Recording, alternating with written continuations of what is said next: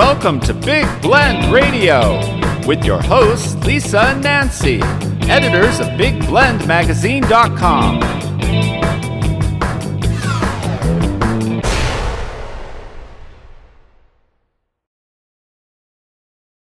Hey, everybody. Welcome to Big Blend Radio with Nancy and Lisa. You know, we travel the country, and you know us as pet sitting as we do our park travels with our Parks and Travel magazine. But, you know, during the pandemic and on and off, we pretty much stay in a lot of bed and breakfasts. I think over 2 years, we visited and covered over 30 bed and breakfasts and made a lot of friends. And we highly recommend that when you travel, that you stay in a bed and breakfast. The innkeepers know just about everything. Like they know how to hook you up, like with anything you want to do. Like seriously, right, Nancy? I mean, Oh, it's true. they know everything about what's going on in a region, and the service is real, and the hospitality. Just they're so friendly, and it's a real stay, very authentic. It's not what you're going to get.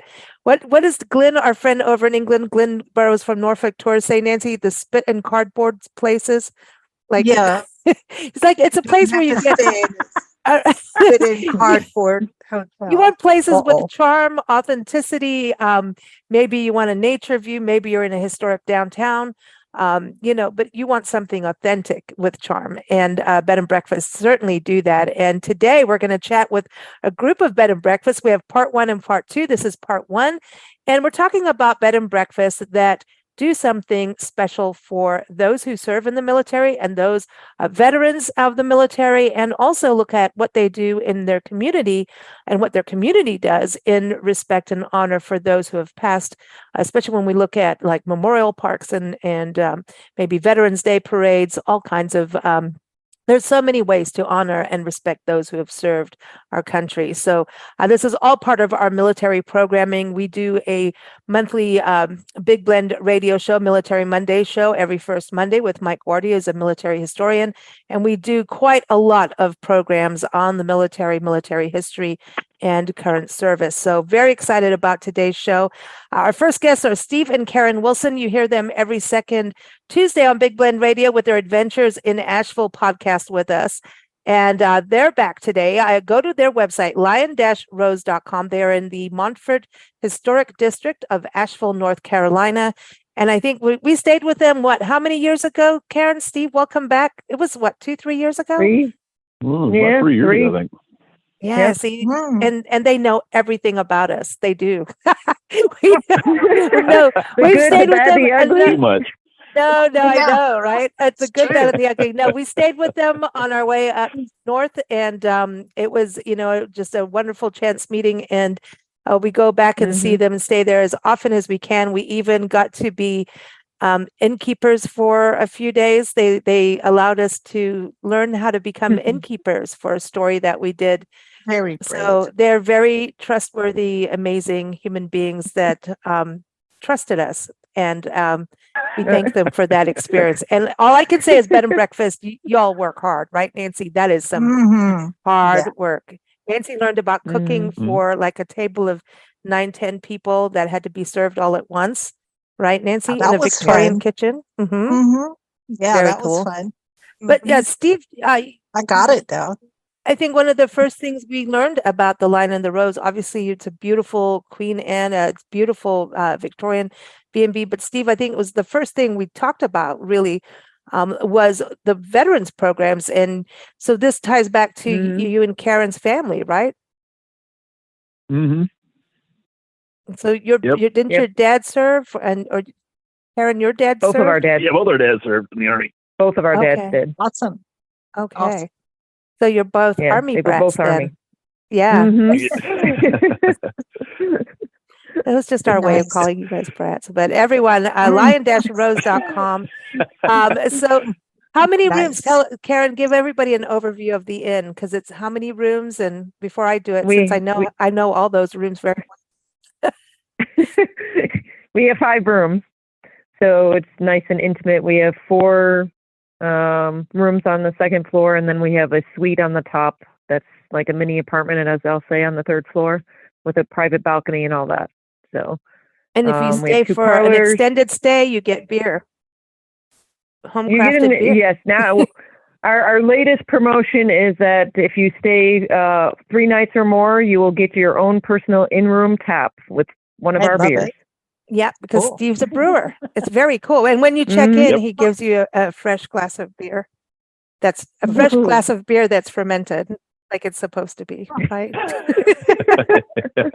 Complete with alcohol and everything. Yes. Oh, yeah. Yeah. That helps, and delicious breakfast Steve, you typically make the breakfast and Yeah, they're I make the delicious. breakfast. I get up early and thank you. Tater Mm. tots. Can we talk about Mhm. tater tots? Have you Mm. served those Well, lately? they're different. They're not just tater tots. No, Really? no, Nope. they're little. Tell everybody about the tater tots because you're in Beer City, USA, so you take care of people on Sundays. They need it. You Yep. do very Mhm. good. Tell them about the After tater drinking tots. all that beer, Mhm. after drinking all that beer, we've come up with a tater tot waffle, and that's the perfect thing after drinking a little too much beer the next morning. Mm. Mhm. And you get a beer mosa as well to give you a little bit of hair of the dog, right? Just to get you a little bit Absolutely. and some vitamin C. Yep, on which is request. good. Mhm. All right. So we've also got Judy Truitt here. She is from the Virginia Cliff Inn from Glen Allen, Virginia. I encourage you to go to their website. It's VA Cliff and Cliff with an E at the end. So vacliffinn.com. So welcome, Judy. How are you? Good, thank you. I'm so happy to be here. Well, we're happy that you're here. And give Mhm. us a little idea of where Glen Allen is in Virginia and just a little overview of your bed and breakfast. By the way, everybody on the show, you guys have to go to their websites. It's beautiful. We want to go everywhere. It's beautiful. So give everyone an idea of the Virginia Cliff Inn so they know why they need to come and stay. Well, it's conveniently located to I-95. So if you're traveling, north to south or south to north along, it's a great little place to come off the highway. We're about a mile from I-95. It's very secluded. It's very peaceful. It's the perfect relaxing getaway. We have beautiful grounds. We're on the east side of Glen Allen, so we're right along Richmond. We're like 15 minutes from Richmond. We're 15 minutes from Kings Dominion. There's a bunch. DC is like 2 hours away. Virginia Beach is an hour and a half away. Williamsburg. There's so many attractions that surround us that we're a nice central located place when you just want to get away from everything. And you got a ton of military history for sure in your area. We were just talking about Yes. that. Like we were talking about Yes. battlefields of Virginia, and then somebody was just saying to me, they're like, that is what Virginia is one big battlefield. It really is. So much history that happened in Virginia. It's incredible and beautiful at the same time, incredibly beautiful. And it looks like your inn is that's like a manor. That's an estate. That's huge. How many rooms do you have? So we have 5 rooms in the house, but we have actually 6 guest rooms. We have like a little carriage house on the side of the house. Cool. It's great for the perfect getaway. It has a little kitchenette, but it was an old farm. It was a farmhouse that was designed after George Washington's headquarters. Mm, So it's okay. Georgian architecturally designed home. But it looks so huge. Wow. Yeah, it's gorgeous, and it was built in 1850. So a lot Wow. of the downstairs has the original molding, the floors, the stairs, the trim. So and Wow. we're right along historic Mountain Road, which Thomas Jefferson used to travel along between Richmond and Williamsburg and all around. Wow. Hmm. Okay. So man, cool. talk about some history. There you've got Revolutionary War history then. You've got it all going on. And Wow. so we've got Virginia, but now we're going to go on a little road trip to West Virginia, and we're going to talk about the Gillum House Bed and Breakfast. and also just charming. I mean, I'm looking at some of the pictures, like even the outside. If you look at the art, this is the thing, the architecture is always fascinating to me. But we're going to welcome Kathleen Panic. I believe she was on our show. I know from before. I know the name, and I know looking at this, I know she was on the show, I think during the pandemic, but she is in Shinston, West Virginia. So welcome back, Kathleen. How are you? Thank you. I'm very fine. Thank you. Shinston, West Virginia is just 7 miles west of I-79 at exit 124. We're a town of about 2,300, but we have 2 parks. Each one has a walking trail around it. The big park has a 0-grade entry swimming pool. We have a performance center for the Shinston Community Band, and other bands have been there. We've also had Shakespearean plays there. The Gillum House has 3 guest rooms. One is a king bed with a private ensuite bathroom. The other 2 rooms have queen beds, and they share a bathroom that has a 60-inch shower. We have a deadbolt lock on that back bathroom door, and I have the only key, so no one can ever be walked in on. I roast the coffees for breakfast. I apologize. We only have 28 countries in-house at the moment. Wow. We also have our guests choose what meat they want for breakfast, and they can have either bacon, ham, my homemade pork sausage, pork chops, my homemade venison sausage, or steak. Wow. Wow. So this is the food. Now, the actual house itself, can you tell us a little bit about it? Because even looking at the architecture, like you've got the columns, and then I feel like Hansel and Gretel were there with the little. No,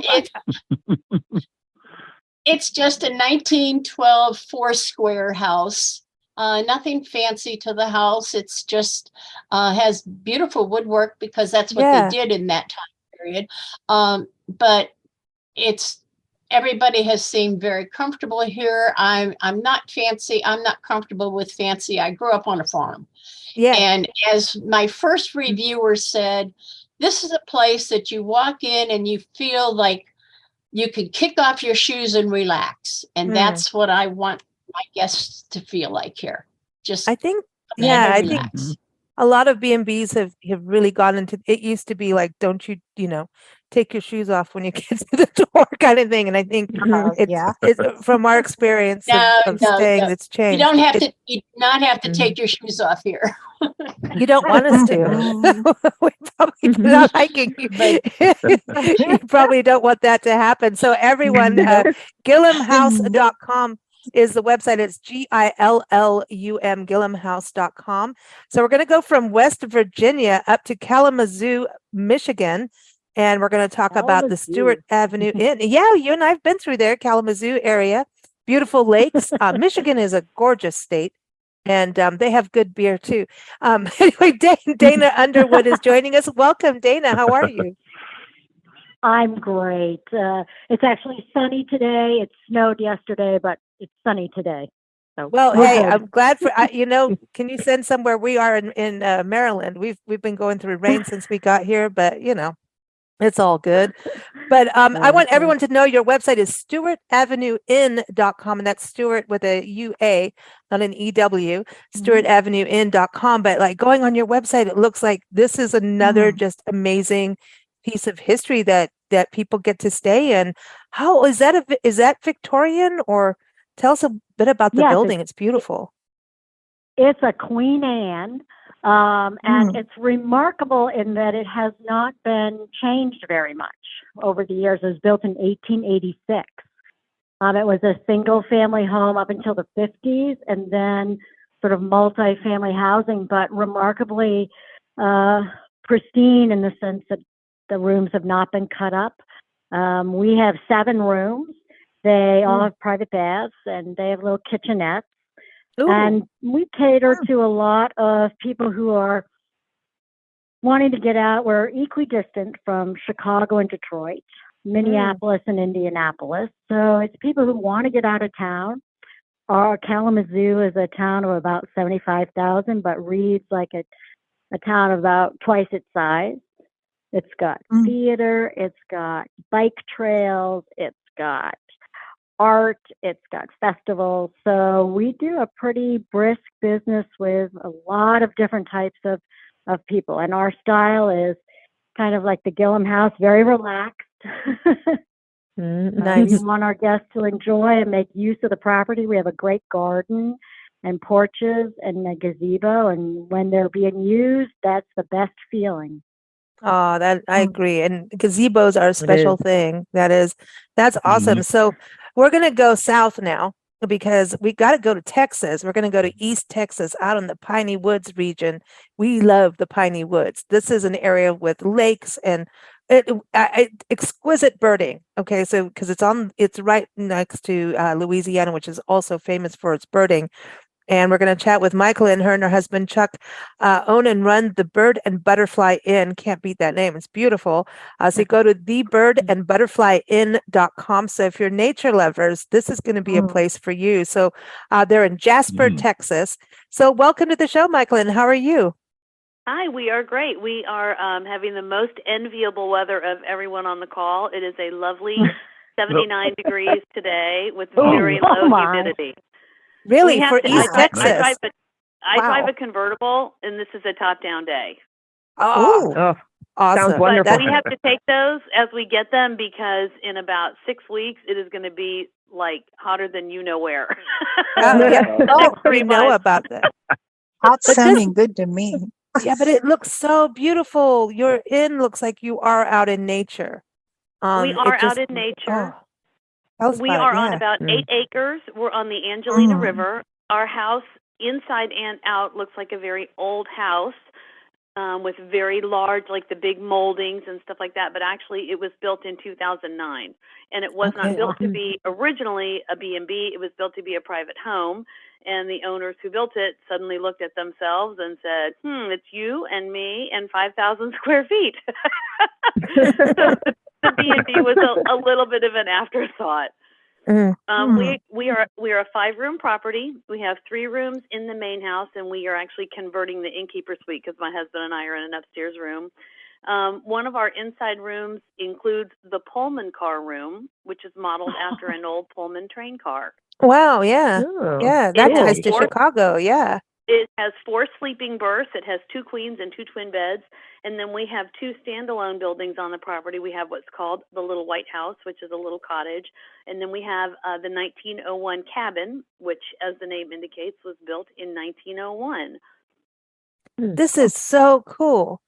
You know, your area is beautiful. So do you get a lot of nature, especially with your name, nature people, bird watchers, people that just need that real quiet kind of, because it is, yeah. We're not in a remote area. We are north of town, so we're not in the town proper. We're about 20 minutes north of the town. We are, if you Google Lake Sam Rayburn and you blow your map up and you go way to the very bottom south part of the lake, there is a little vertical line that comes off the lake. That is the Lake Sam Rayburn Dam. And we are 1 mile south on the west side of the Angelina River. We're 1 mile south from the dam. So we have our logo is a blue heron and a little cloud sulfur butterfly, and we see both of those things very frequently over the river, plus turtles and cormorants, and we love the kingfisher who jumps down and grabs the fish. So it's a lot of fun. That is awesome. That is awesome. I love that. I want to get into what you are all doing in regards to baking for men and women that are in service now and out in the field. And also, I know there's a wonderful Veterans Day program for lodging, a Veterans Day lodging program for veterans that we want to talk about. But before we get into that, we've talked a little bit about the surroundings, but one thing I've noticed from all of your inns on your websites, and this does tie into military too, is it looks like people can go to your inns, your bed and breakfast for small weddings, intimate weddings. I know elopements are still really big, and a lot of people have decided, hey, we're going to have a smaller, more intimate wedding. A lot of people are getting, they have the small wedding and it's zoomed out to family and friends. but we're seeing a lot of that. And I think that's really grown over the last few years, especially during the pandemic. Mhm. So I wanted to touch on that because I think this would be a really cool, there's a lot of elopements in the military. I have a lot of friends who did that. Yes. And they're happy. So elopements are not a naughty thing like they used to be. But Now. But Michaelin, it looks like you do weddings as well. We do weddings. We do elopements it's called Just Us, and it's just for 1 hour on the property. It's the do you great bye. They get a cake and some floral, but it's very low key. Nice. We have a medium-sized wedding, and then we have a wedding that we say tops out at 50, but really we can do more like 60 or 75. We built a big wedding and event deck on the property. It has a beautiful waterfall landscape off to the side of it. Nice. So we can go up to about 65.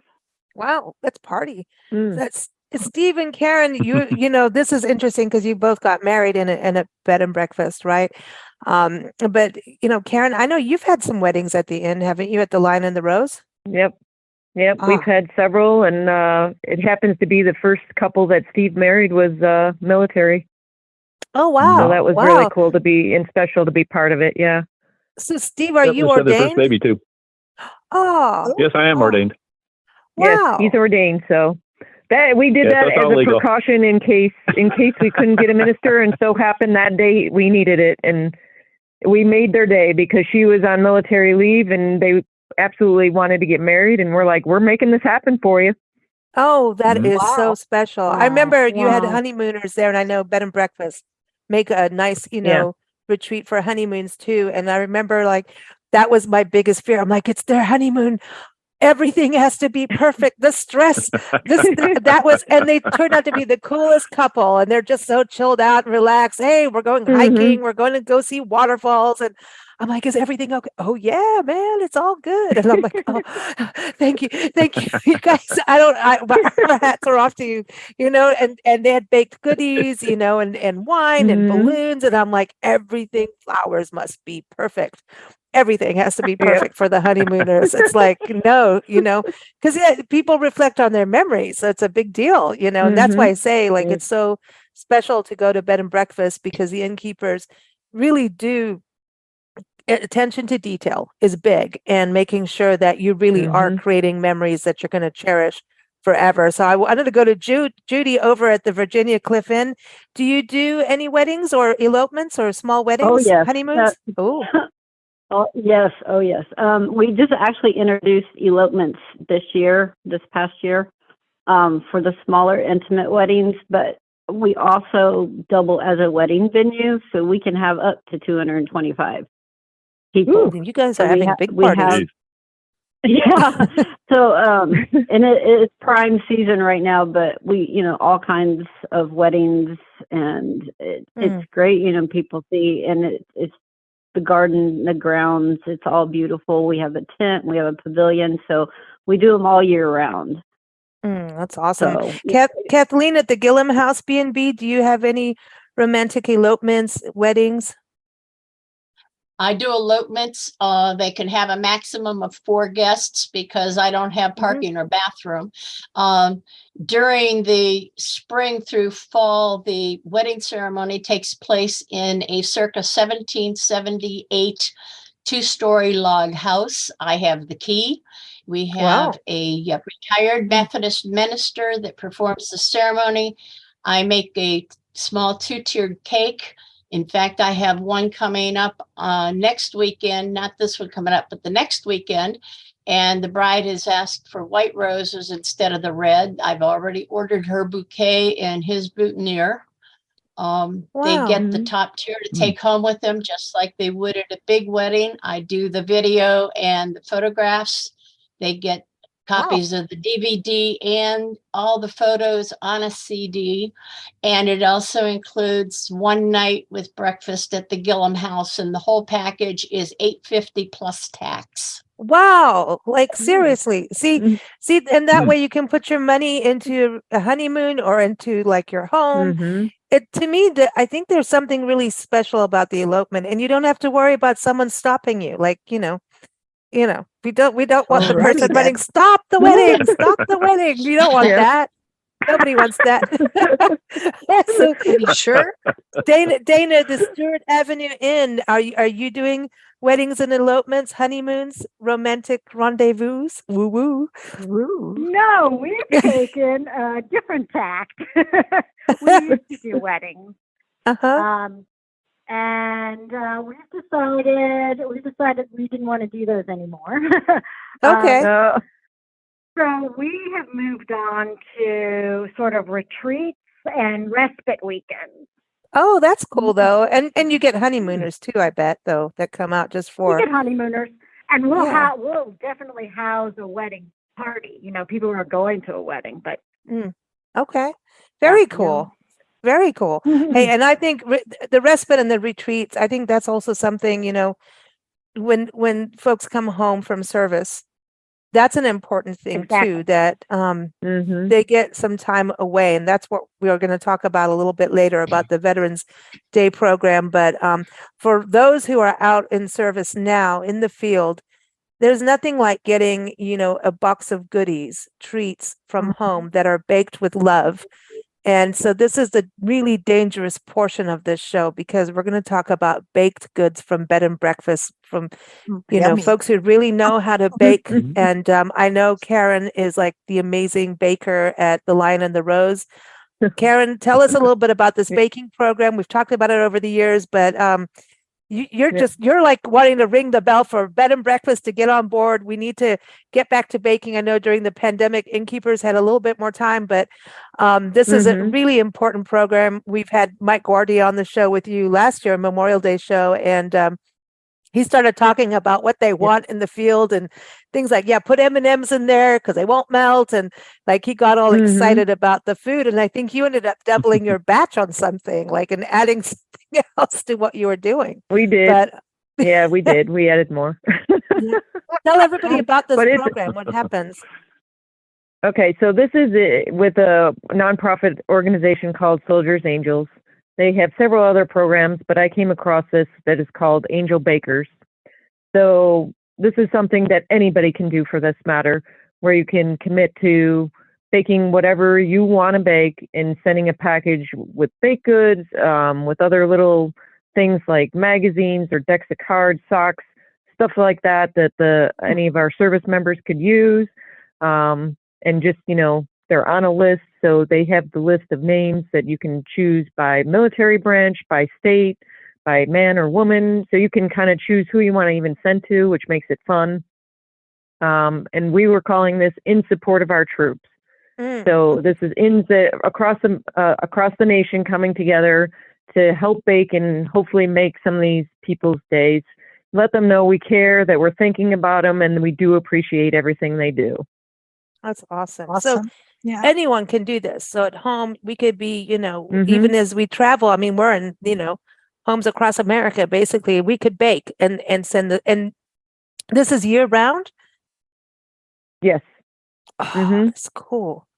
Nancy. We just decided to do it for Military Appreciation Month. It gives all of us as innkeepers more time to kind of fit in our schedule when we can bake something and ship it and just, let them know during, they need to know all the time they're appreciated, but we just figured it was a good time to target for most of us time-wise. Right. And May's a longer month. But, January, February, March gets wonky. Like, I don't like those months. They get all weird about their months and timing. And then we have taxes in April. So no one's happy with April. Oh, but May, I think it's, this is something that anyone can get on board with and really support those in service, men and women out there. And I think this is really cool. So Nancy, you can bake. You're the science brain out of the two of us. So what would you bake? What would you bake if you could do it right now? double chocolate. Oh, anything with double cookies. So, Yeah, what did you do this year, Karen? so I have not baked yet. I'm going to bake next week, but probably going to do the spent grain cookies. So we use the spent grain from our beer. We like to reuse and recycle everything possible and be sustainable. But the spent grains add a different texture and taste into the cookies or breads or anything. It's kind of a nutty. What would you say, Steve? It's kind of a nutty, different kind of nutty. taste. I mean, it's unique. It's got a grain in there and all that, so it has nice A little texture to 'em. healthier, supposedly. A little healthier, maybe. Yeah. Well, but spent grain is good too, because then they kind of feel like they're having a beer. They want a beer, Yeah. it's a different way. So, Michael, and I want to go to you over at the Bird and Butterfly Inn. Are you making butterfly cookies? Like, what are you doing? What are you baking, or have you baked them already? We have not baked. This is our first year. We just reopened as a new property in October, so we're still getting our feet wet a little bit. But we're in. We became aware of this program through an innkeeping group on Facebook, and so I love to bake, and it seemed like a great opportunity to do something and give something back. So we are probably just going to be doing the standard, chocolate chip cookie, but I'm going to be looking around for something else that we can add in there that's going to make it a little more interesting and fun. Oh, and I love that you can put other gifts in there, like cards, like what, Karen was saying, something from home. Something, I think, especially if they're overseas and, things change so much. Just something, from the region too would be cool for them to know, hey, Jasper, Texas cares, I think that's really cool. Let's go to you, Dana. What are you baking, or have you baked already? No, I'm baking next week. This is my first year participating. Awesome. And when I went to select the person I was baking for, they give you a list.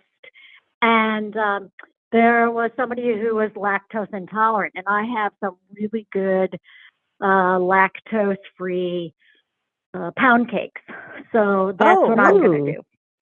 That's smart. Well, because I know that's the one thing too for B&Bs. You all have to like cook breakfast for all kinds of dietary restrictions, so there's a lot going on with that. So that is really special that you can do that. Judy, what are you doing at the Virginia Cliff Inn, unless you've already baked? I have. Judy? Judy, we can't hear you. Oh, wait, there you go. Now you're back. Okay, come back. Now back. Okay. Yeah. Well, I chose somebody that is gluten-free because I get a lot of compliments on my gluten-free scones. So I will be baking some scones and probably some healthy brownies. So. Yeah, I'm really excited to do it. I love it. My son-in-law was in Afghanistan, and he kind of was on the receiving end, so it's really dear to me. And we have a big military family, so. Oh, that makes sense. Cool. So it really connects all in. I want to go over to Kathleen at the Gillum House B&B, and from there we're also going to talk some more. Go ahead. I haven't baked yet, but I'm going to probably make my jeweled molasses cookies. I have a recipe for a really good molasses cookie, and I make it jeweled. I take every dried fruit that I have in the house, mango and pineapple, figs, cherries.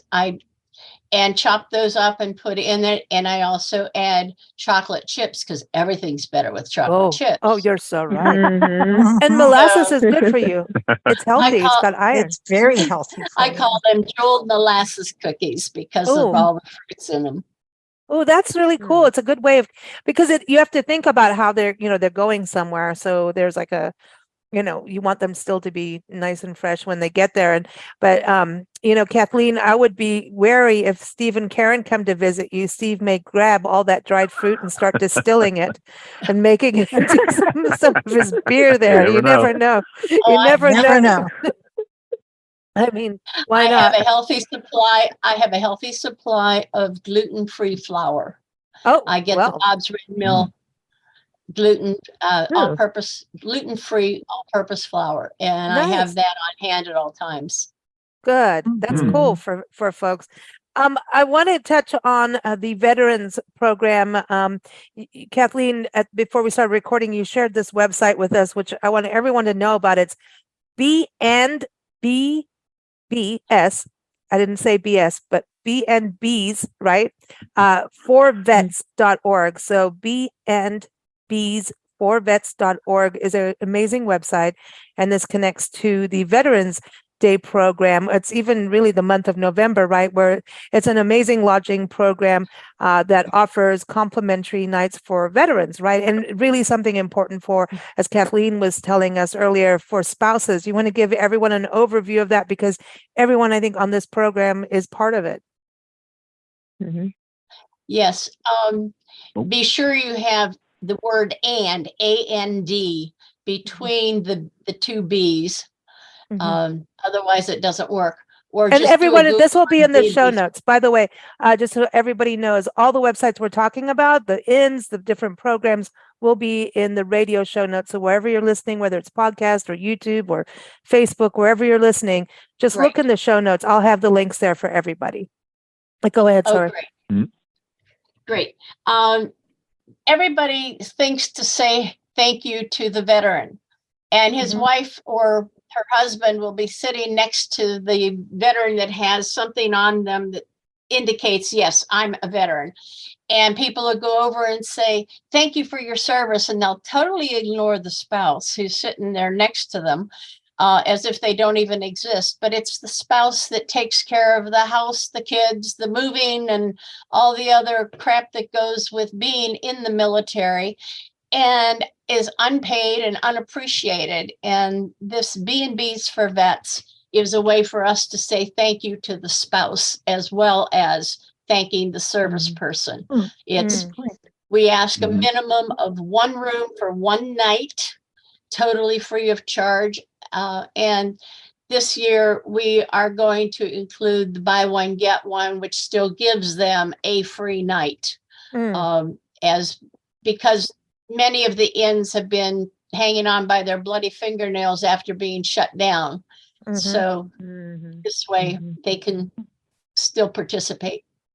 And that is a good point too. I want to tell people, when you travel, the bed and breakfast really was a hard time. That's why we went to so many during the pandemic, because we wanted people to know some were open. They just had to change a lot of things to make sure you were safe and healthy. And when we talk about attention to detail and we're traveling, we're still all wanting to be careful, health-wise. The B&Bs really like that attention to detail. I keep saying that term over and over because it's really true. And when you go, these inns, they do need your support. You're helping American small businesses. And this is something Nancy and I are insanely passionate about. I could go on a whole rant, but I won't. But I just really small business, what you can do for communities. Your stay helps the immediate local community.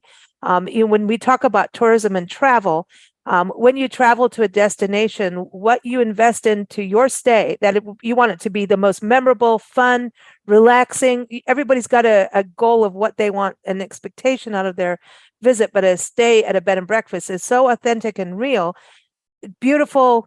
You're being taken care of. You have somebody who will help you plan your visit. And again, very, very real and very unique experience. But even, you're helping the schools and, all of that through investing in tourism. And it's tourism month. So I'm just saying, tourism week and all of that. So sorry, I won't rant, I'll behave.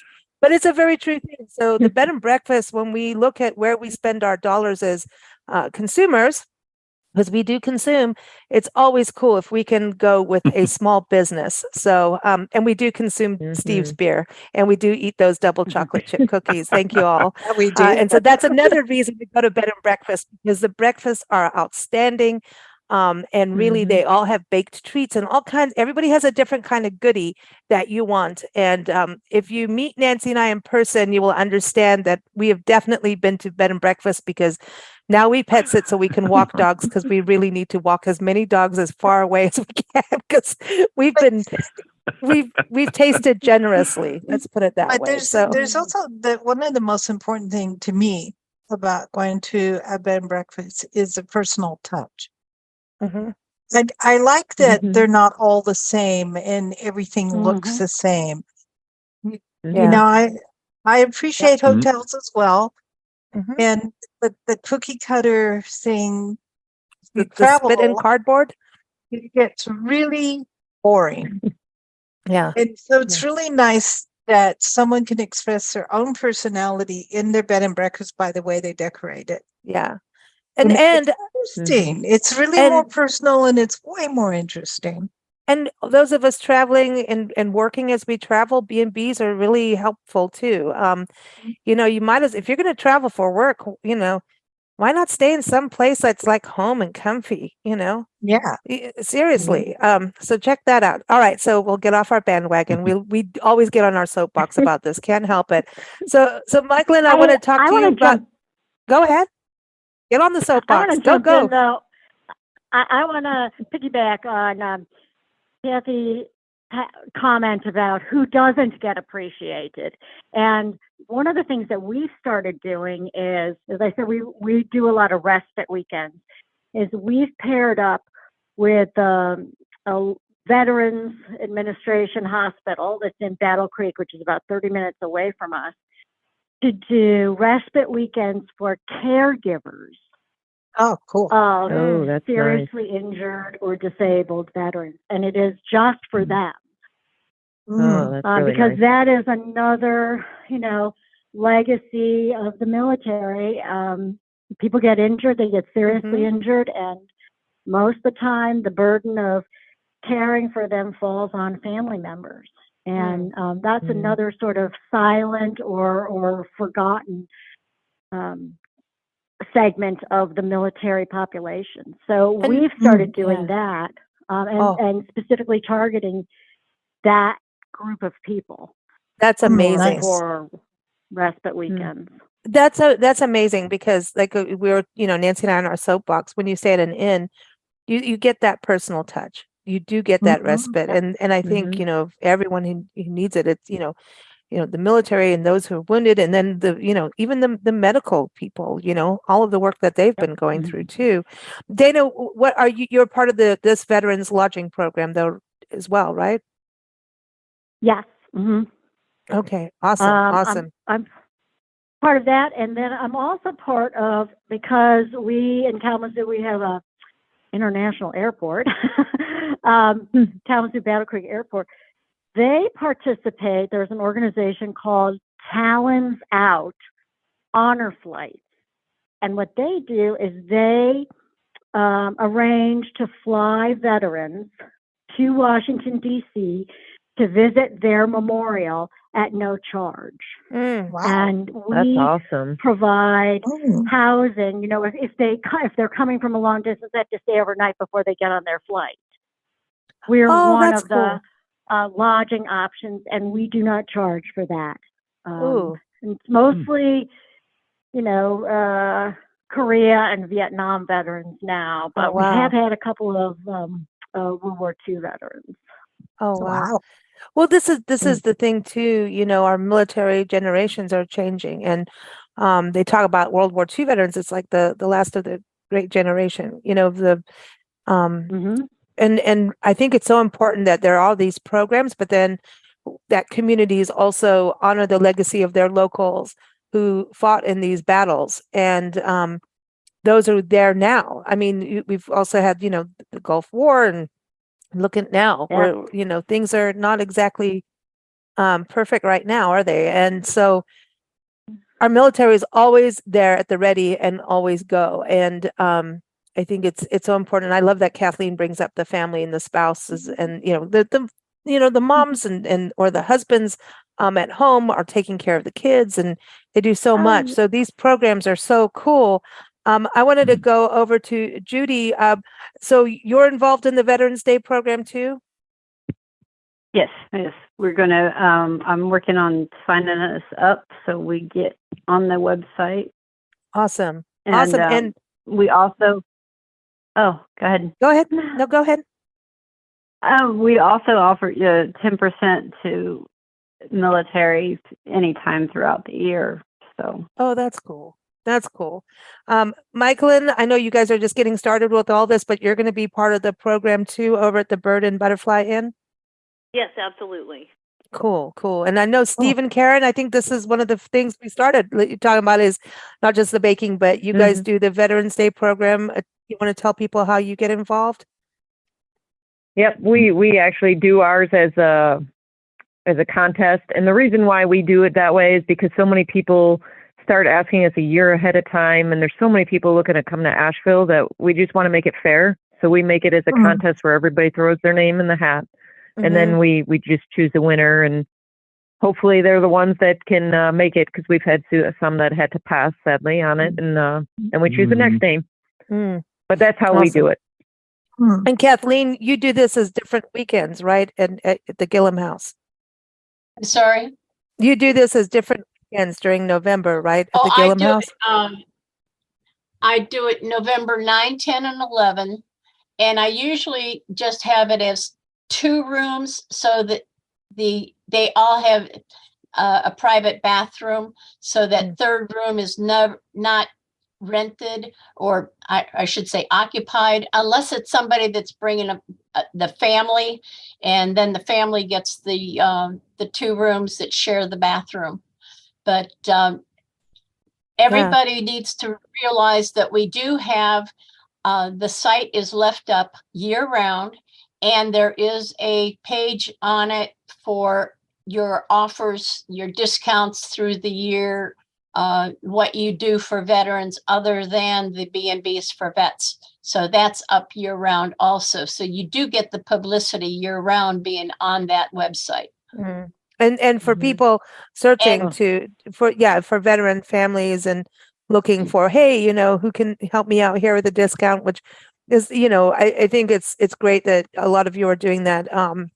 In closing, I want to just go back through everyone and just touch on when people come to your community, what is something they can experience? Maybe it's a Veterans Day parade or a memorial park. Is there something they can experience that connects to the military, whether it's a historic site or when you go to Virginia, I mean, the whole state, like I said. But so there's a lot of different history. So just to give everyone a highlight of what they can experience, because military families do like to go and because they have a great understanding of the history of America, and have a penchant for that, of going out and seeing these historic sites. And also a lot of times it ties into their family history, which is always interesting about when we get into military history, it does tie in. So I want to start with you, Michaelin, over in Jasper, Texas.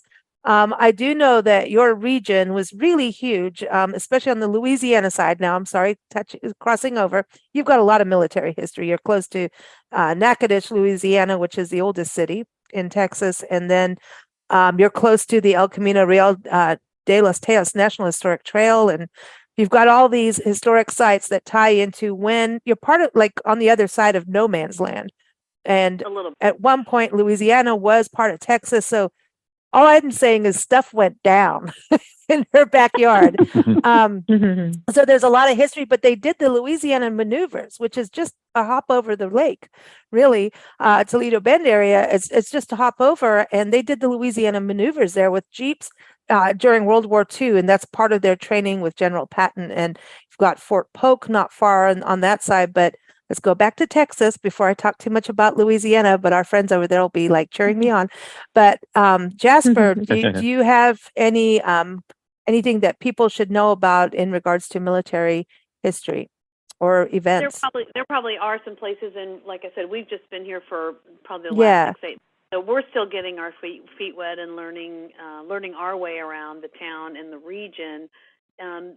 South of us, just about 3 hours, you have Galveston, you've got San Jacinto Monument. So it's a little bit far. It's a long day trip, but if someone was traveling that area, we get a lot of folks who are kind of going from Dallas. They go down to the south to Galveston, and then they come back up on the east side because they're heading over to Louisiana, or they're heading back north. So there's a lot of little places along the way that you can hit that are points of interest. And where we are is so peaceful and quiet. We still maintain our home in Houston, north of the Woodlands. Just south of the Woodlands. It's just about 2 hours from there. And every time my husband has to go back to our house, he says, "I'm ready to move." It's just so peaceful and quiet here, and so we've got a couple that are sitting out on our viewing deck overlooking the river, and I don't think they're going to come in the whole day. It is just a perfect place to come for peace and quiet, and just to kind of be away from the world and just be able to observe nature and enjoy it. Awesome. Sounds Awesome. I know you have history because you're in Texas and every mile there's a historic marker. Like I'm That just is saying, true. it's like the pullover state, just pull over. We tried it once and then we realized we're never going to get to our You're never going to get where destination. you're going. No. Exactly. So It's everyone, true. the birdandbutterflyinn.com, that is the website to go check out Michael and Chuck's Butterfly Inn, Bird and Butterfly Inn in Jasper, Texas. And now I realize you're more in the south part too. Yeah, there's a lot of history there. Yeah. And then over Dana Underwood over at the Stewart Avenue Inn in Kalamazoo, Michigan. You can take your kazoo when you go to Kalamazoo. I had to say it. Sorry, Kalamazoo, it's right. sickening. Well, Go to well, Stewart. Go ahead. Go ahead. So if I have guests who are at all interested in history or military history, but even history, I send them to the Fort Custer Training Center, which is about 30 minutes away, Cool. which trained military personnel for World War One, World War Two, and for the Korean War. And now it's a National Guard training center, but it's got a really interesting history. There are about 30,000 some graves there, including 26 German POWs, because it also housed German POWs. So it's it's a beautiful parkscape. It's got an interesting museum, and it gives you a slice of history, and it's not battlefield oriented. Right. Right. cool. And you've got the Battle of 1812, the War of 1812 in your backyard too, just over a little bit. Just over a lake or two, just over a lake. You'll have that too. But I mean, you really do. It's fascinating. And when you talk about POW camps, Michael, and you guys in Texas have POW camps all over. Like I've actually got like a booklet that I downloaded from a university of POW camps. And Nancy and I go to them. A lot of them are in like community parks now and preserved that way. But the prisoners of war in Texas were taken care of, but they actually helped farms back in the day. The prisoners of war actually went out there and worked with farmers, and it's pretty interesting how that all worked. But I want to go over to Kathleen again for Dana's website. It's stewartavenueinn.com. It's Kathleen over at the Gillum House, which is gillumhouse.com. Anything we should know about? You guys have a parade. You sent me photos. You got a parade going on. We have a Veterans Day parade, and the honor guard is from our junior naval ROTC. We have a veterans memorial that was built by the Sons of the American Legion. It was all volunteer. What they needed actual cash money for, they sold plaques in honor of and in memory of. The Thursday before Memorial Day, the Boy Scouts do a flag retirement ceremony with the flag that flies over that memorial, and they have bags and bags and bags of flags that need to be disposed of properly, and they do that. Veterans Day, the parade, every patriotic holiday, our Lions Club puts up American flags lining the main drag through town. We have a 1778 two-story log house that's original on original site. West Virginia itself was formed during the Civil War. They kind of did a back door with it, but because we needed permission from the mother state. So they did a reorganized state of Virginia, and then they are the ones who granted the permission for West Virginia to be formed. We have battlefields in the area. I have a rail trail right next to my house. We have so much history in the state of West Virginia that it isn't even funny. It goes back prior to the Revolutionary War. Wow. Wow. And I mean, we've done some things in West Virginia. Harper's Ferry, that's insane. Like that is, you're in history. I mean, everywhere you walk is, but it's a beautiful state. I mean, everywhere we're talking about, Virginia is beautiful too. Glen Ellen, Virginia, we're going there next Judy over at the Virginia Cliff Inn. So go to vacliffinn.com, and that's Cliff with an E. Judy, you want to touch on anything that people can experience in regards to military history? Richmond, has their Virginia War Memorial. There's Virginia Beach always does something just an hour and a half away. They always have a big Veterans Day parade. Hanover, that we're right next to, does a bunch of things, and then Arlington, being an hour and a half away. So there's something to find anywhere around. Exactly. You're in the hub. You're like central. Yeah. Yes. Arlington, that's really deep for people to experience. So I want to go back up to Steve and Karen over at the Lion and the Rose Bed and Breakfast in the Montford Historic District. They have a cool cemetery behind their B&B, not right behind their B&B. So you will not get haunted. But No, you won't. Good. Steve, Karen, you want to tell anybody what people can experience military history wise? Asheville's got crazy history, and one of the best ways I'd say to go on one of the Gray Line trolley tours to learn some of the history, right? Yeah. Yeah. On that note, they will tell you about a battlefield. It's not much to see. Honestly, we don't have a ton of military history here. The best thing I would say, my favorite spot is, like you mentioned, Riverside Cemetery down the street from us. There's a nice veterans section inside that cemetery. There's a lot of history there. The battlefield was a Civil War battle that didn't draw any blood, no deaths. The trolley will tell you they just yelled at each other. Actually, it's a crazy story, and you have to go on the Gray Line trolley tour for that. They have a haunted history and mystery story. I like that. I would go and participate in that. Yeah, no, because they kind of got stuck out there, like, we're going to do this, and they didn't, and they got like it's a wild story, and part of the history of Asheville is absolutely insane. You've got people buried under your streets in the downtown. All over the place. The church district is Church crazy. Street. Yep.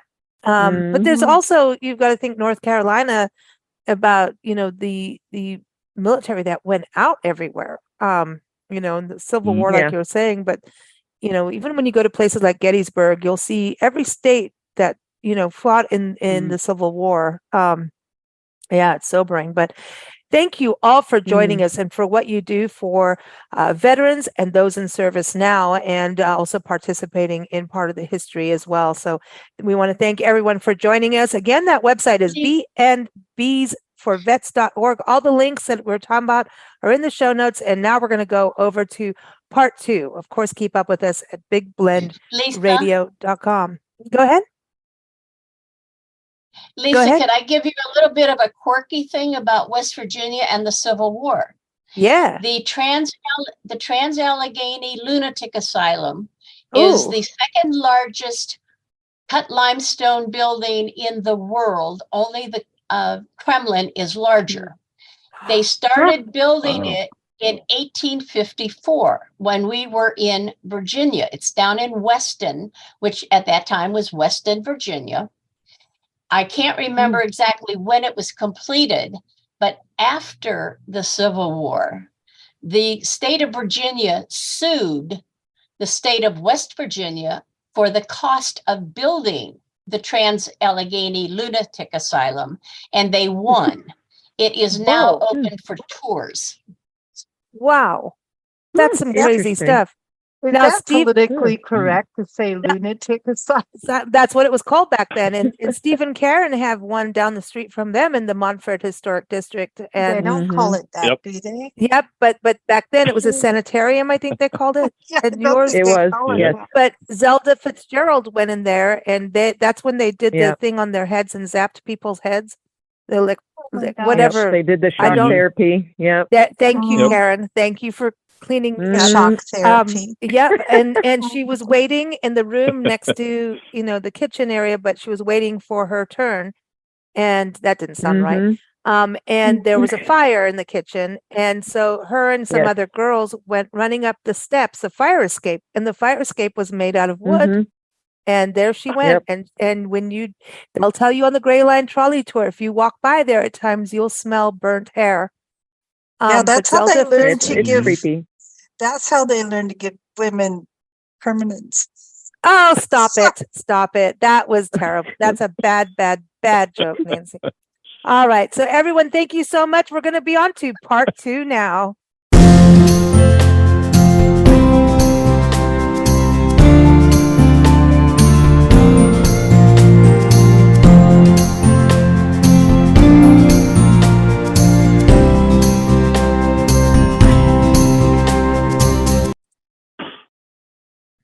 Hey, so now, this is part 2 of our Big Blend radio show covering bed and breakfast who support the military in service, who are in service now, also support military veterans, and also honor those who have served and passed on, because there's many historic sites across our country that honor those who fought in wars, whether it was on the turf now, whether not now, but like the Civil War or the Revolutionary War, or served overseas, like in Afghanistan, maybe Vietnam, Korean War.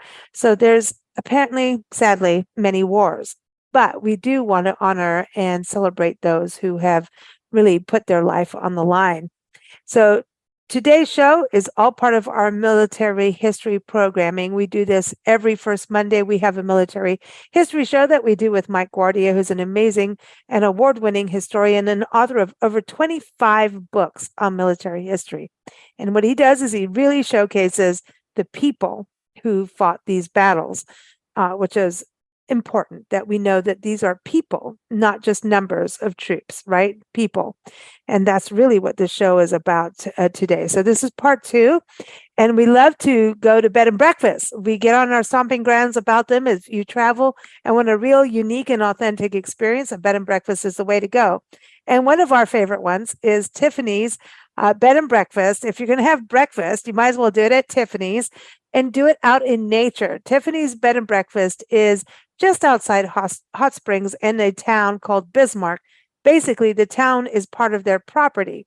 Really, I don't think Bismarck would actually be in existence without their property because it's got some mining history. And you can go to their website, tiffany'sbedandbreakfast.com. So welcome back, Tiffany. How are you? Thank you. I'm good. How about you? Doing good. Nancy and I miss you, and we know we're going to see you soon this summer. We can't wait. Coming. Oh man, it's like an annual thing. It's like the annual trek to Tiffany's. But isn't it true that like the mine on your property, which isn't something, you don't go scrambling out there if you don't know what you're doing, but that mine is pretty much the namesake of Bismarck, right? It's the namesake of the little area called Point Cedar. It was called the Point Cedar Mine.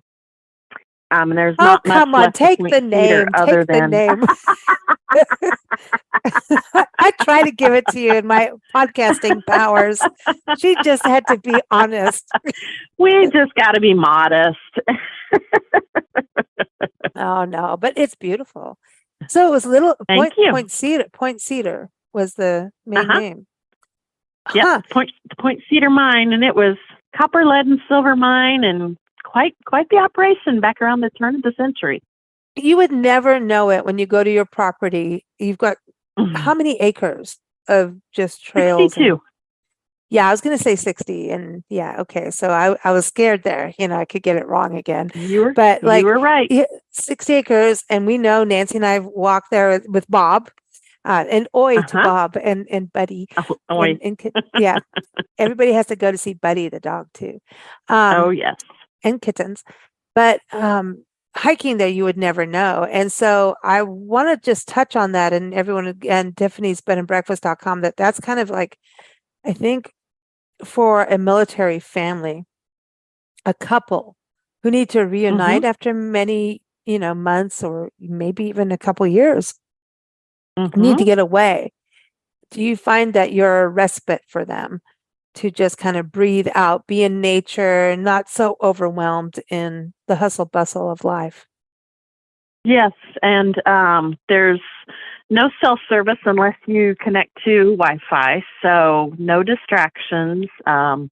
We even keep the TVs out of rooms so couples can actually talk to one another, and it's amazing. Some of the couples come here and they check in and, where's the TV? And we say, there is none.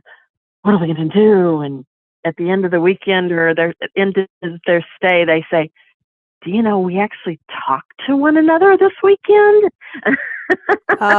See? It's really amazing how many people are so appreciative of being able to reconnect because technology is not in the way.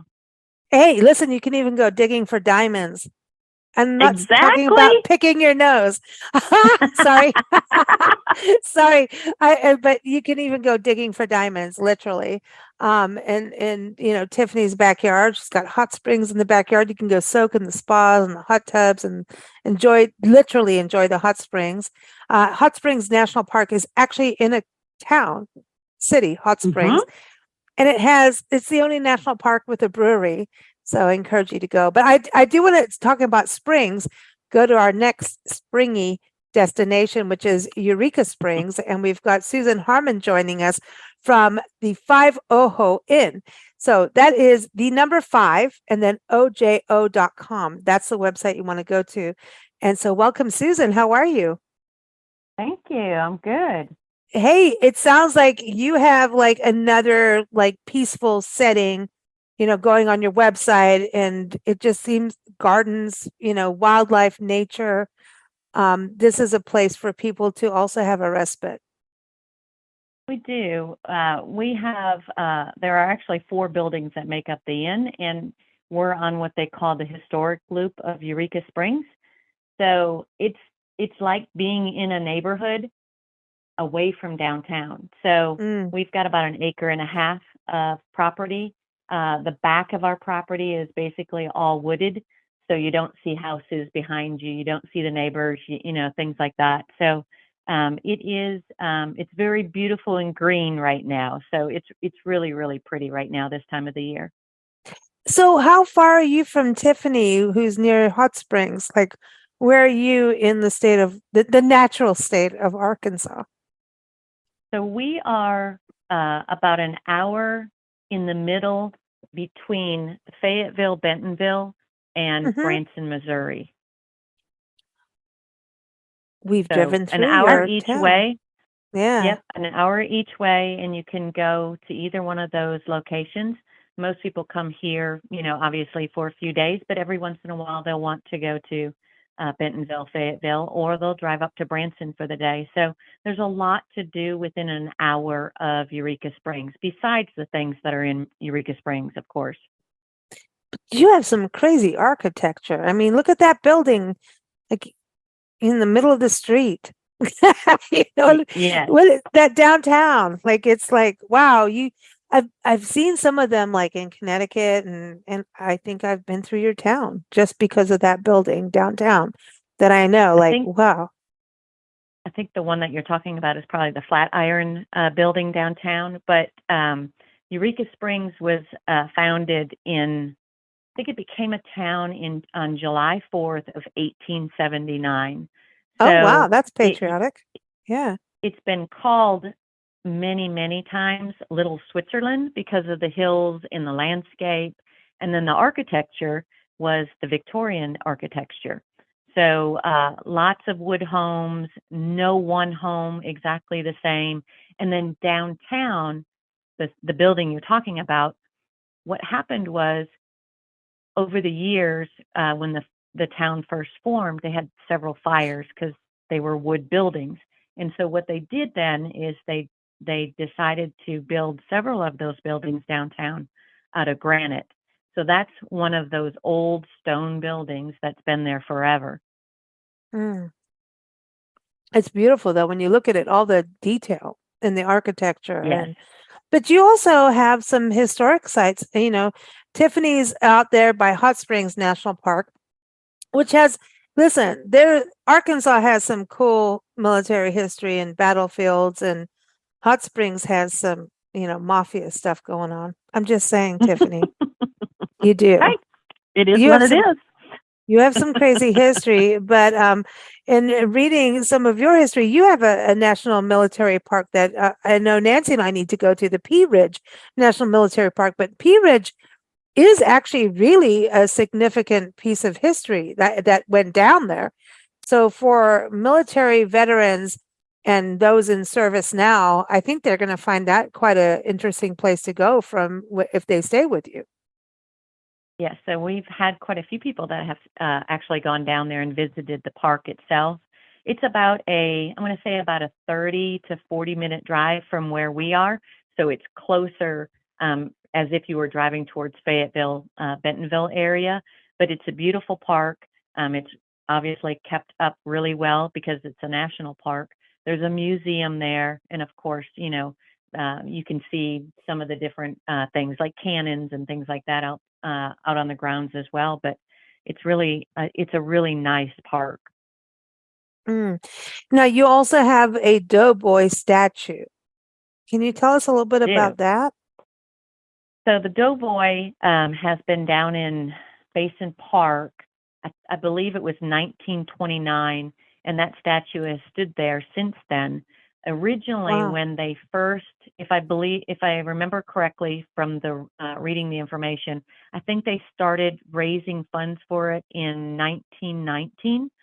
So it is a memorial to all wars, but that Doughboy is down in Basin Park, and it's still there today. Oh, wow. Wow. And that's but also World War I history, which I think is something we forget about too, It's kind of like the Korean War gets forgotten about behind the shadow of the Vietnam War, Yeah. Yeah. Tiffany, is there military history I haven't touched on for Hot Springs and Bismarck area?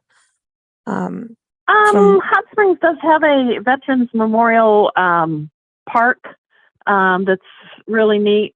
They do a Veterans Day service every year there, and they recognize it's a beautiful monument. There's an old tank set up there, and it just honors all the branches of service. It's important. And Hot Springs and then Little Rock, which isn't that far from you, has, some cemeteries. I just want to tell people, go to some cemeteries. That's probably some of the most sobering places to go. Right. And Little Rock has a veterans cemetery also. Yeah, they do. And then there's Mount Holly, I think we went to. And it just, you could spend days in cemeteries. It's so peaceful. Literally. I don't mean that like funny, but it is peaceful. And we also need to all look at keeping up these cemeteries, be it military or not. And that is a problem we have across the country, is maintaining our cemeteries, and so that people can rest in peace. And I know a lot of master gardeners take care of the cemeteries, and there's associations, but we have been to cemeteries that are literally so underfunded and have issues to keep them clean, take care of the actual tombstones, and also to have the funding to actually find places that are people who are arrested within the grounds that you can't find the tombstones. Like, you need to do laser and all kinds of things, laser technology and what have you, to find them. And then there's unknown people that are buried in cemeteries too.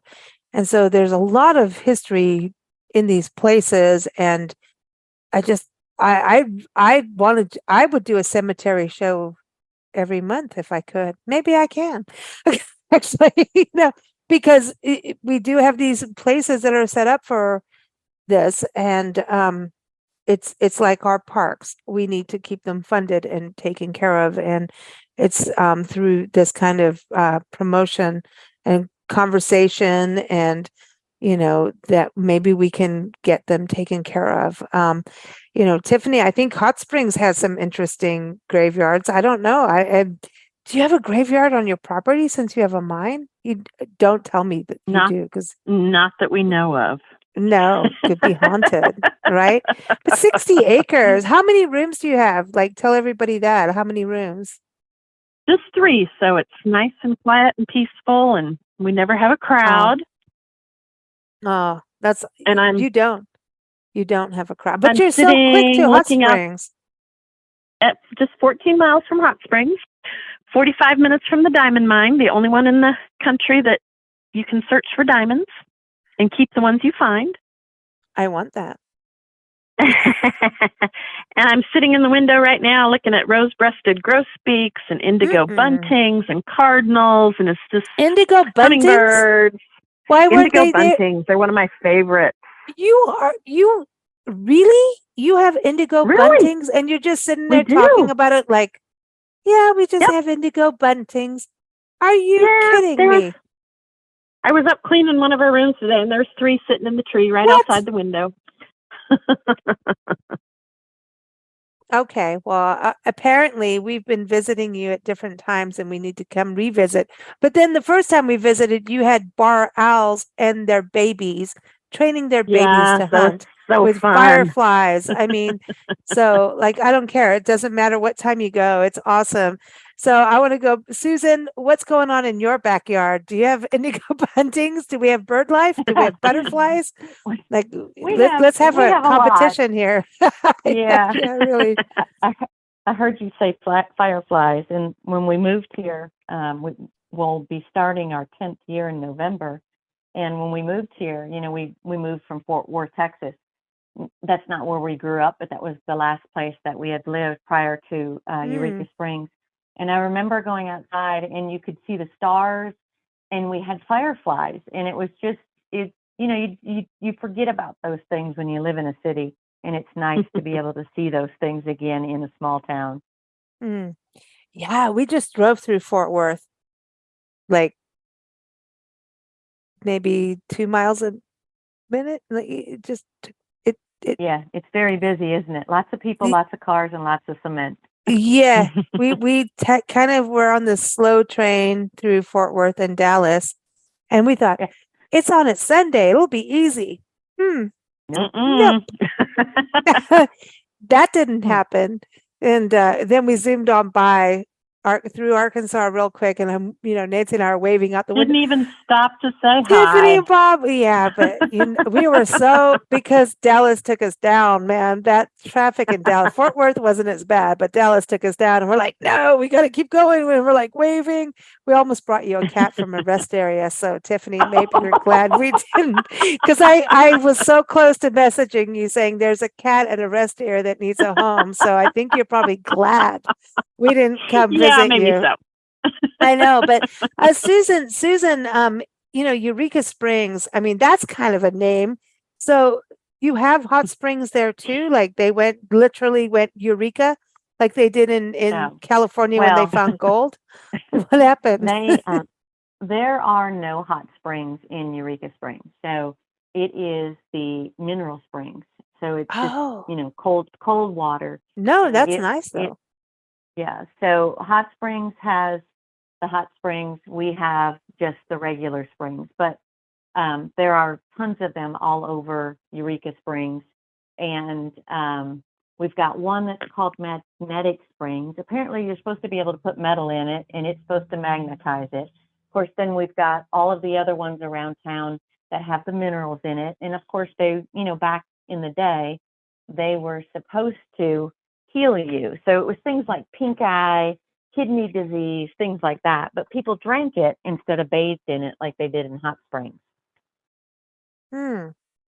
But I think mineral springs are really there. See, you guys have the balance. I mean, you want to cool off in the summer too, right? To have the mineral springs. Right. It's like the fountain of youth, hot or cold.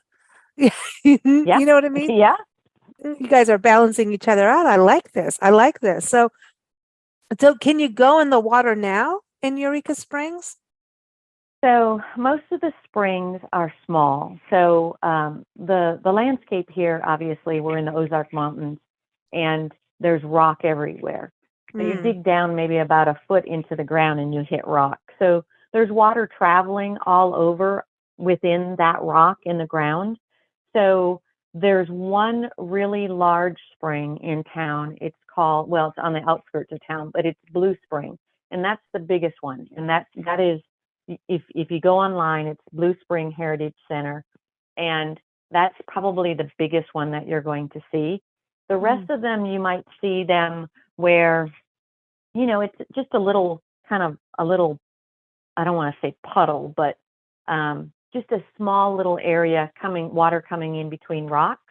And then it also depends on what time of the year it is, because, in the springtime when we have more water or more rain, then you see more of them flowing than you would maybe like during August.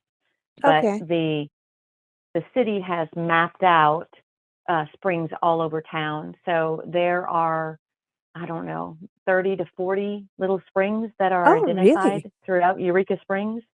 Oh, wow. Wow. Yeah, so That's there's a interesting lot. because Hot Springs has it downtown, but like Hot Springs National Park, I mean, Tiffany, you have hiking trails all over there. You got the Oh Watchtower. gosh, yes. Well, not the Watchtower. It's like the Space Needle of Texas. Seattle, like Yeah. in the middle of Hot Springs National Park. The Watchtower mountain sounds like tower you're is in a what they prison. call Yeah, it. thank you. Yeah. Way better than the Watchtower. The Watchtower sounds like we're like going to prison or something. We don't want that. But yeah, Actually, I think it started out as a fire watchtower. Oh, that makes sense because of all the forests that you have. Yeah. But I remember driving up this drive, like you could see the view of all of Hot Springs and forest, and you could see the tower. I'm just going to call it the tower now. But these gazebos were these ornate gazebos, and it's like really interesting as we travel like through all these national park sites. It happened in Chickasaw, Oklahoma. They have springs too, and they have these ornate gazebos in these areas of water of springs. These ornate gazebos that go next to them. I don't know what's going on in history. I'm going to have to contact a historian about that kind of thing. But I've noticed that there's this precedence of these ornate buildings, and here's the spring. I think because it's a gathering place, right? So maybe Probably. baptisms and like, spiritual and religious things go on, gathering spots and special events for communities happen at these water sources. Because, I mean, we all gathered, humanity, society groups around water. So it's kind of interesting. Right. Yeah. Mm-hmm. So it's interesting about the two of you. And I want to get back to the veterans part of it. But before I get there, I have to go to the OJO. OJO. Ojo or Oho, depending on where you come from. Susan, can you tell us what Ojo is about? To me, that's a very Southwestern term, or Spanish Mexicans term. Yeah. What is Ojo or Ojo? I got your mojo rising. The building that originally started out as being the bed and breakfast the address was 5 Ojo Street. When the town first started, the couple that built the original building where the bed and breakfast started, she was Spanish. They had moved here from, I believe, Wichita, Kansas. And if you were here, you would understand what I'm saying. But we are sitting on the highest elevation in Eureka Springs. So at that time, her husband he came to Eureka to start a lumber yard.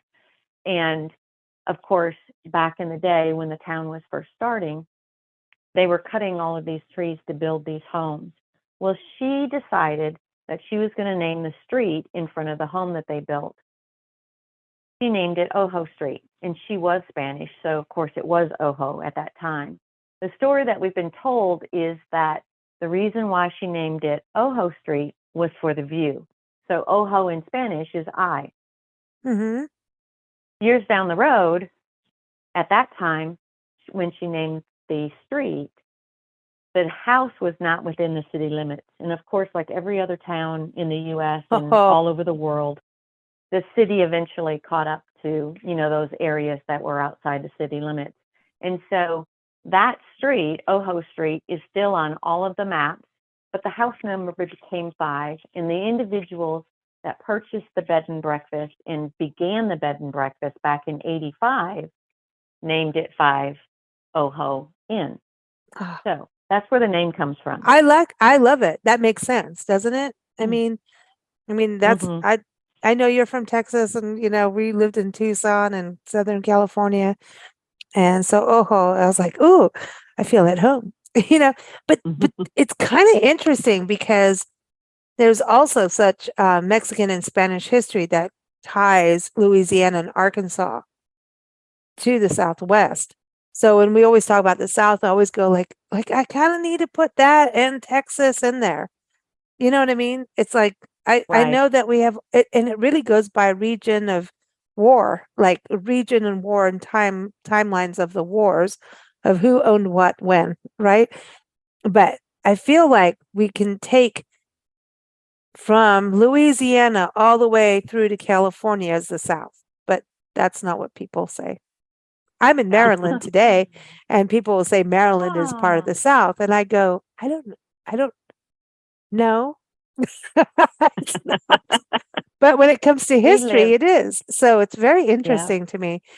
Let's talk a little bit about the Veterans Day programs and also baking for troops. So, Tiffany, we know you can bake. Nancy and I know, and I know Bob bakes too. Tell us, and we know you make the most amazing breakfast. We are so lucky that we've stayed with you. Everyone, Tiffany's bedandbreakfast.com. You must go there. You must. Otherwise, Nancy and I will chase you around the country. So tell us a little bit about this baking program. And because you gathered the troops, it's not just baking, but you're also sending supplies to those in service out in the field right now. Yes. This started in 2020, I believe, and it was just a way for Innkeepers to do something while we were kind of almost shut down. May is Military Appreciation Month. So a group of innkeepers got together and joined up with an organization called Soldiers Angels. Soldiers Angels has different teams. They have an Angel Bakers team. They have a group that sends cards. They have a group that supports military chaplains. There's all kinds of different programs that they have going on. But so we joined up with the Angel Bakers, and the Angel Bakers actually send a box of baked goods to a deployed service member once a month. The In Support of Our Troops is just a one-time-a-year deal, but we went ahead. We thought it was such a great program. We went ahead and joined up. So we've been with Soldiers Angels for, at least 2 full years, sending a box every month. We send 1 pan of our famous brownies to them. Oh, they are famous. Typically, they are. You get a pan when you check in. I'm coming. Yay!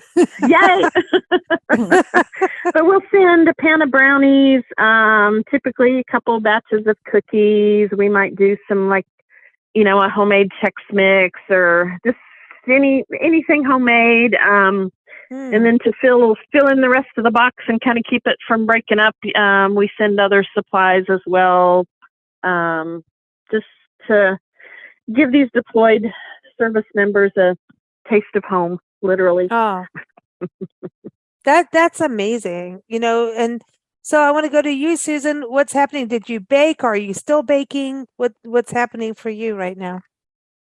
We are still baking. So yesterday, the reason why I noticed that, or the reason why we inquired about this program is because of the Facebook group for bed and breakfasts around the world. And so I'd seen the post on there, and I had told my husband, Tom, about it. I don't know. It was probably a couple weeks ago. And anyway, fast forward to yesterday, I forgot about it because you know how you get busy and you start doing other things and life No, I have no clue from you. No clue at all. Just kidding. Anyway, but Tom makes all of our cookies, and so he decided yesterday was the day he was going to make cookies for the transit center. So maybe like 3 times a year or so, we'll make a bunch of cookies for the trolley drivers. So in Eureka Springs, we have a transit center, and there are trolleys that drive all over town, and guests can hop on them and hop off and whatever. So anyway, we always wave at the guys on the trolleys, and we started making cookies for them several years ago. And so anyway, he was making these cookies, and I thought, oh my gosh, Tom said something about, do you still want to do the cookies for the deployed soldiers? And I thought, I forgot all about that. So I went back through all of the posts. I found it. And of course, then obviously yesterday you got my email.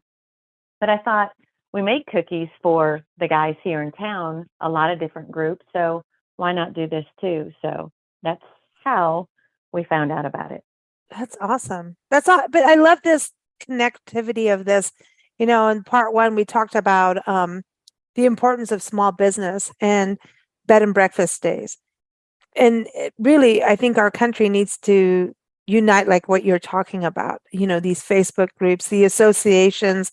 You know, I got an email this morning from Kathleen from the Gillum House Bed and Breakfast, who really is very involved in veteran programs through B&B's Bed and Breakfast, and she was just wanted to make sure that we told everybody the Association of Lodging Professionals, known as ALP, is once again the sponsor of Bed and Breakfast for vets, and they provide the website and hosting as well as any other support needed, especially trying to get everybody inclusive on this. And that's something we were talking about on the show, is everybody coming together. And this is something, you know, I think it's important when we all look at it in business as a whole and as travelers to look at what people are doing. You know, how can we support the smaller places that often get overlooked? I mean, I hate to say this, but a lot of times, you know, we travel full time, Nancy and I, and we do travel podcasts, and we interview visitor bureaus and destination organizations. But a lot of times they're like, we have this new resort coming in, and we're going, what about the bed and breakfast? And it's kind of I'm just saying, I know I'm going to get in trouble for this, right, Tiffany? You know, we just put a nail in our coffin, right? I'm not going to get you in trouble for it. You know, we just did, right? I just did. Nancy's going, you got to shut up. No, but that's the truth. It's about small business coming together. And when you do unite, you can do good things. Just like Susan, how you were talking about it. This, you know, whether it's a Facebook group or an association, you can come together to make really good things happen. And our veterans are important. Our service men and women that are out there in the field are important. And then remembering, you know, the families are part of it. And I think that's cool. Tiffany, you not only bake, but you also do the veterans lodging program. Can you tell everyone a little bit about what you do for that? And I do want to give out that one website, and I'm trying to find it. I think I copied and pasted something wrong here, but tell everybody a little bit about that program with what you do. It's called B&B's for Vets. It was actually started by Kathleen at Gillum House in West Virginia. And it's, yes, every inn that participates gives at least one free room to a veteran on Veterans Day, just as a thank you. Kathleen's real purpose of it was to kind of honor the spouses of the service people as well, because they do get overlooked. So she wanted the spouse to be able to get away and have some one-on-one time as a couple. And that was the first veterans program that we found and just fell in love with it. Bob's an Air Force veteran, and he was in during the Vietnam years, and he tells about how they were not very well received when they came back. So can't fix that, but this is kind of our way of paying it forward and thanking the service members now for their service. I think that's amazing. So you do the program, and then Susan, with your B&B, you're doing a discount program, right? Correct. So when we purchased the inn, I'm not sure if the previous owners had it or not, but we do a 10% discount for anyone who is retired or active. And we not only do it for service members, but we also do it for police and fire as well. Oh, wow. So anybody in the armed forces. Correct. Basically, that's amazing. That's awesome. I love looking at your website, by the way. I want to go canoeing down that river. What is that? Ooh. Ooh. I'm sorry, I got distracted by your website. Yeah, the great radio host here. Kings River or the White River. Everyone, 5oho.com. And I want you all to say, oho. It just feels good. It's the number 5 and it's OJO. So 5oho.com is the website. And then Tiffany's Bed and Breakfast. Listen, I know there's breakfast at Tiffany's and it's a great show, but or song, I should say. Listen, we did a whole thing on you, Tiffany, on our show the other day. Yep. Well, we had to. It was a music thing. And I'm like, if you're going to have breakfast, you have to go to Tiffany's. And it was when Supertramp released, Breakfast at Tiffany's. And then anyway. Thank you. I'll go into a whole thing on that. But I think you're dating yourself. Listen, I'm younger than that, but Tiffany knows. Tiffany and Bob know. They know I'm old in music, right? Tiffany, you know that. I'm old in music. You're an old soul. I'm an old soul. Thank hey, you. Lisa, the website for B&Bs for Vets is bandbsforvets.org. Thank you so much, because something went wonky on my notes. Thank you. Everybody needs to know that. Can you say it again? bandbsforvets.org. bandbsforvets.org. Thank you. Tiffany knows. You are welcome. Everybody, this is such cool things. Thank you so much, Tiffany and Susan, for joining us on the show. Thank you. Absolutely. So glad we could do part 2. So glad that all these B&Bs are doing so much for our veterans and current active military servicemen and women, and then also looking at what happens in your community. Before you go, Susan, we talked about some of the historic sites in your community, but you also have look at events. You have a veterans parade, right? That happens every year. We do. So that happens every year. Eureka Springs has about 2,000 people, so it's a small town. But every year there is a veterans parade, and just gives the community a chance to come out and honor those. Oh, that's awesome. And small towns are cool. We want that. Yeah. And then, but then they kick us, Nancy and I, out later. But anyway, no, just kidding.